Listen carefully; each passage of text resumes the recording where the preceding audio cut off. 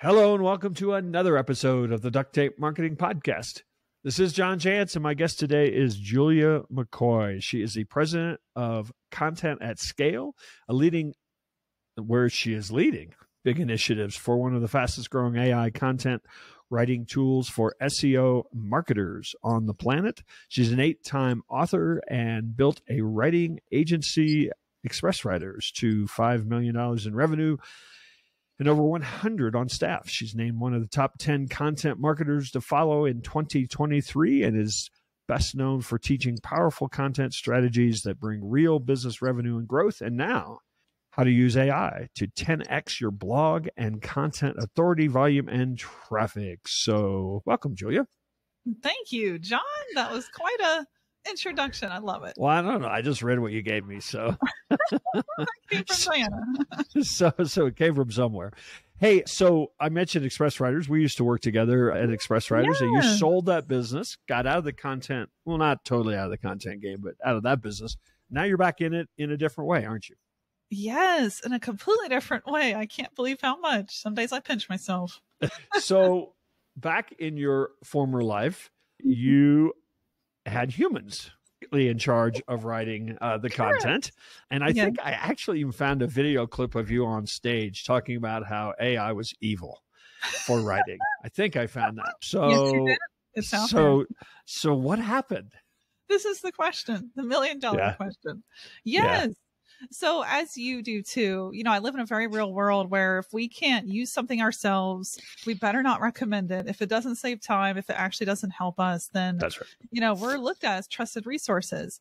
So when ChatGPT came out last fall, it didn't do real-time research. It didn't quote or find facts. It didn't actually write with intelligence and depth. And all of that is part of my process. It's critical to the process of writing good content. So I was like, ooh, and that's where you found that clip of me on Digital Marketer Stage after ChatGPT came out saying AI is garbage. So yes, I was actually saying that. And then in January, I was researching all the AI tools. I'm like, well, let's see if somebody's going to build the AI tool stack that could replace me as a writer. So as I was researching tools, I found one and I was like, whoa. What I was looking at was my entire workflow developed by somebody who obviously knew the SEO content workflow. And it was the tool I now work at, Content at Scale. So it had all this done inside the app, real-time research, 100% original content. It's telling you exactly where it's sourcing every fact from. There's a list of resources, a list of links, and then there's an SEO optimization grade score right there in the app. So everything that I needed in one place, and it's writing really good content all there in 5 minutes, a 2,000 word piece. So I'm like, okay, this looks like the one. And I definitely was tough on the founder. I asked all these founders questions. I was doing this all last year. And I'm like, what are your thoughts on inaccurate content? Are you building any kind of barrier here? What's your protocol for this? And he had good answers for everything. They had thought through all of it. So I'm like, okay, well, I better go join the dark side before it swallows up my job. I kid you not. So I pitched a marketing plan, signed on as the VP of marketing a couple days later. And then in 3 months, I just pitched the founder, can you just make me the president of the company? Because I was doing so much. And he said, yes, he's a great person to work with, Justin McGill. And now I'm a partner in the company. I actually sold Content Hacker, my consultancy, to the company this August. So it's been a wild ride, and this company just passed 2,000 users. So it is in the clouds with growth right now. But what I love is it's functional. It's something that we can actually use that gives us original content, and it doesn't share the input of the user with other users, which is another big concern in AI. Yeah. So you just mentioned one, but in comparing the actual, let's strip away all the other features that are part of the process. In comparing the actual finished written product, so to speak, to what you would get with a similar prompt, say in ChatGPT, how do you tell people, well, here's why ours is better, or here's why this process is better, essentially using some of the same technology? Yes. So ChatGPT is one LLM, and what you get.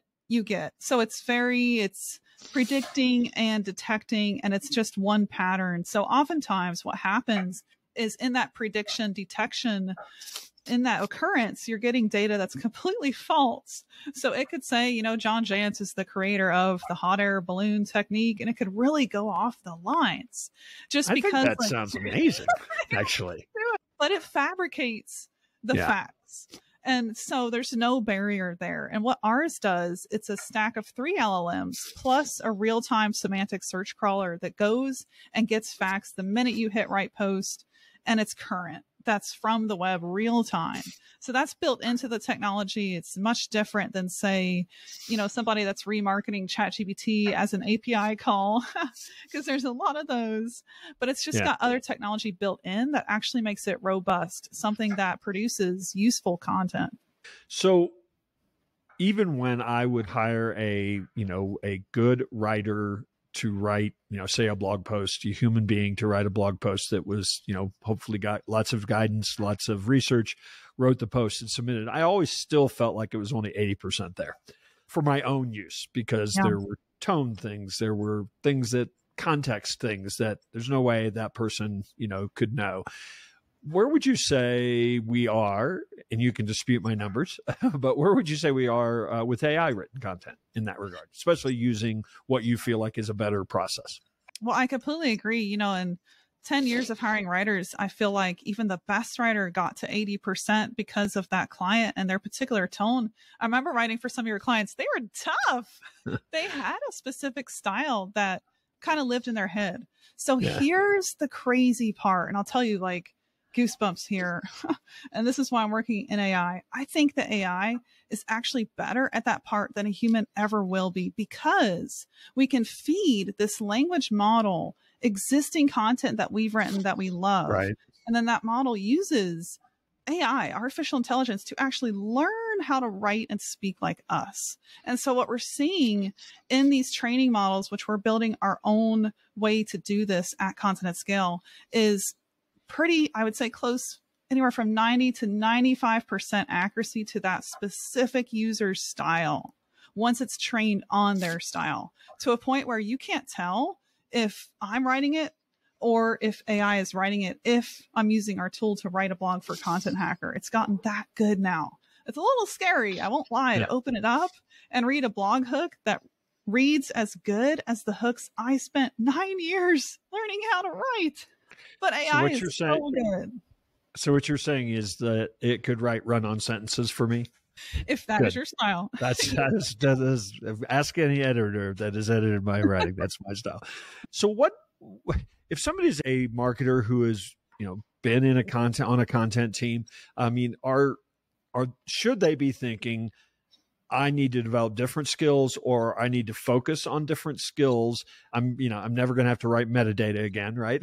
So what would you tell somebody especially somebody coming up, that wants to be in that, do they need to have a different point of view about what content even is as far as their input? 100%. That's a great question. Yeah. IBM did a study this fall, and they found out of 22,000 workers, 1.4 billion, there's a prediction made out of that 1.4 billion people will have to reskill in the next 3 years. That's how much AI will shift our work. So in content, what I'm seeing is we're going to have to step into the role of what we call AIO, which is artificial intelligence optimization. So you basically take the AI and you sit in the driver's seat as the skilled writer, as the skilled marketer, and you drive that machine. You tell it what to do, you guide it with the topics, the research, and maybe that's something you do for your clients as well. But if we are not using AI in our process, we absolutely risk going under, because it's just sometimes 25 times cheaper. I saw it in one specific use case, and you actually get better content sometimes. So we have to adapt. It's adapt or die 100%. And this is me, a snobby writer. So, I came over to what is quote unquote the dark side, but we have to reskill and change how we work. Well, one of the things that I've been saying for a long time, content, was king. Remember that statement? Then it really became air. You couldn't even exist, right? Well, I've been telling people for the last 5 years that I think content's the voice of strategy. And a lot of people are still waking up on Monday and saying, what should I write for my blog post this week? How do we get people to think in terms of really the overarching place of content in their strategy for their business? Yes, I think it's education. It's like what you're doing on this podcast, sharing with them behind what drives content, what's actually the reason we should use it. Because you're right. Like I was just talking to a social media influencer today who sold 500,000 in courses. And she's like, it's 2023 and I'm still battling with the business owner doesn't know they need a website. Like, really? We're still there. So it's really up to us to educate and share that whole world, I think. And we just need to add AI to it. Like, how do you reduce your workload of content creation by up to 80%? Because you can do that with AI, but we have to educate them so that they're just not opening the AI, generating content, and then, well, why isn't this working? Because you need a strategy, you need a website, you need all your foundations first in order for that content to work. Well, I do think that's one of the temptations with a tool like this. It's so fast that you can say, oh, I'll just go gin up some content today.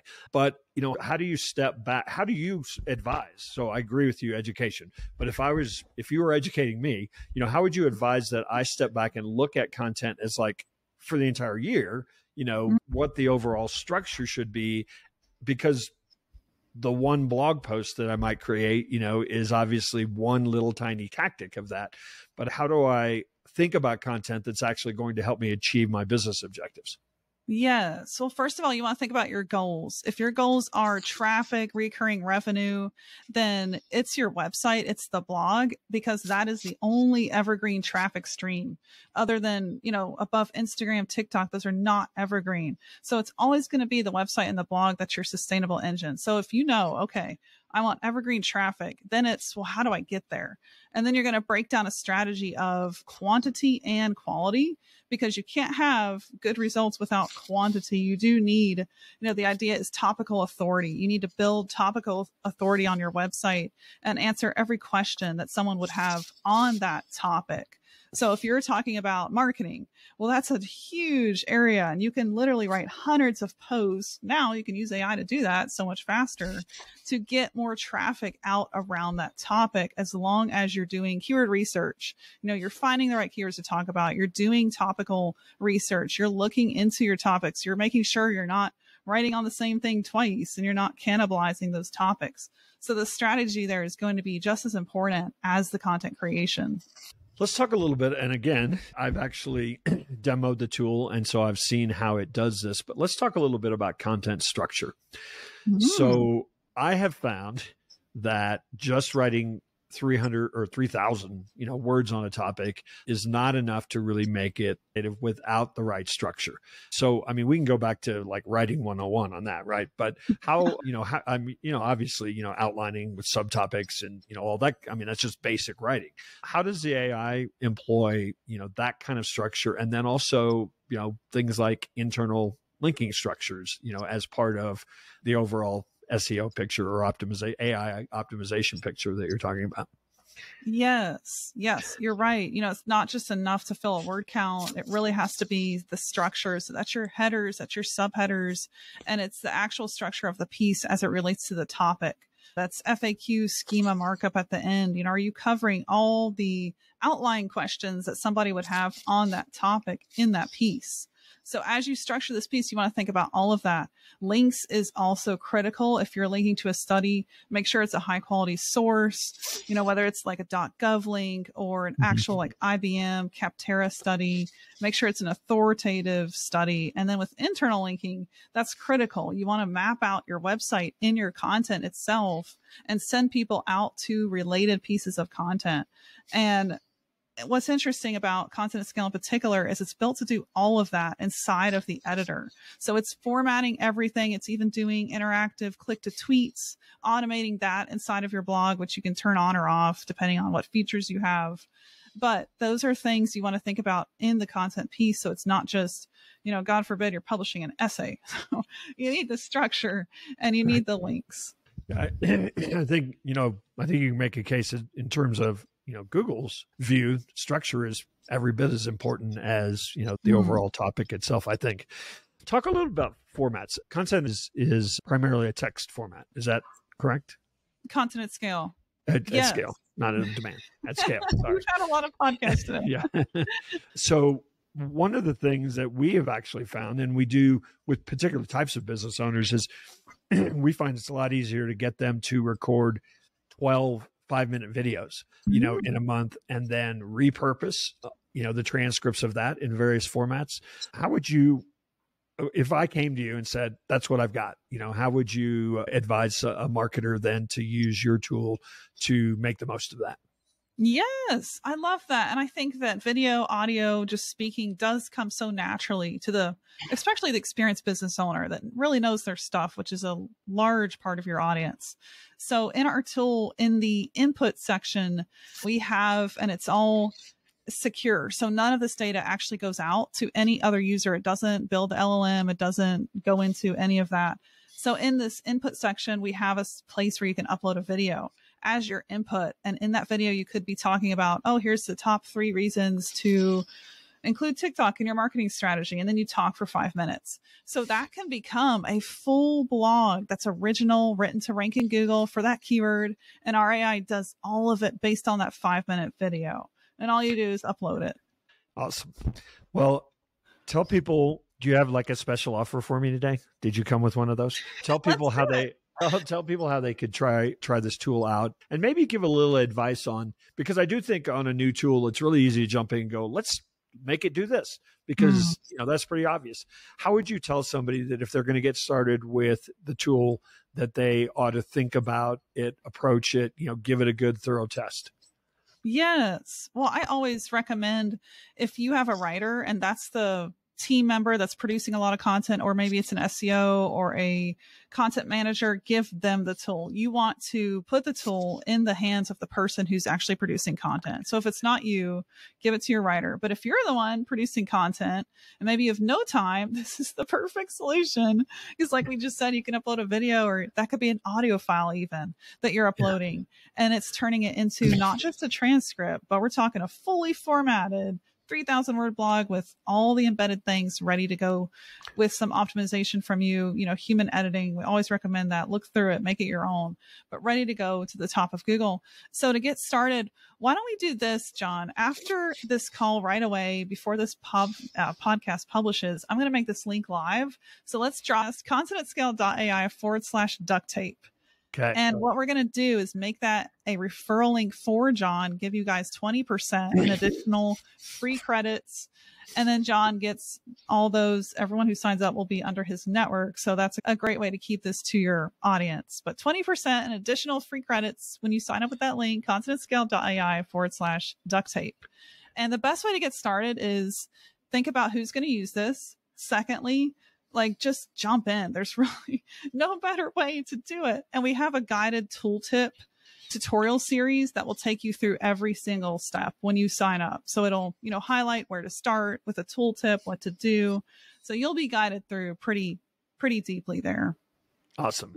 Well, Julia, it was great catching up with you. I appreciate you taking a moment to drop by the Duct Tape Marketing Podcast. We'll have that link in the show notes as well. Anywhere else you want to have people connect with you and learn more about what you're up to? Sure. Yeah. Well, this was great to chat because, something we mentioned before we hit record was we haven't chatted since I ran a human writing agency. That's right. So different. I love it. Yeah. Awesome. Well, again. Yes. Well, we can also connect on LinkedIn. I'm there, Julia McCoy.